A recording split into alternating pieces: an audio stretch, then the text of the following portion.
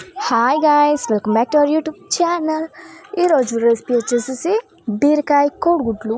మాకు ఏ కూర అయినా సరే గాయస్ పక్కా నాన్ వెజ్ ఉండాలి. అది వెజిటేబుల్స్ అయినా కానీ నాన్ వెజ్తో మిక్స్ చేసేస్తాం.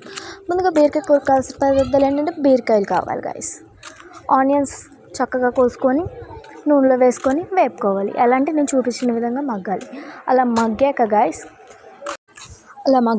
మగ్గంగానే మనం బీరకాయలు కోసుకున్న బీరకాయలు వేసుకోవాలి గాయస్.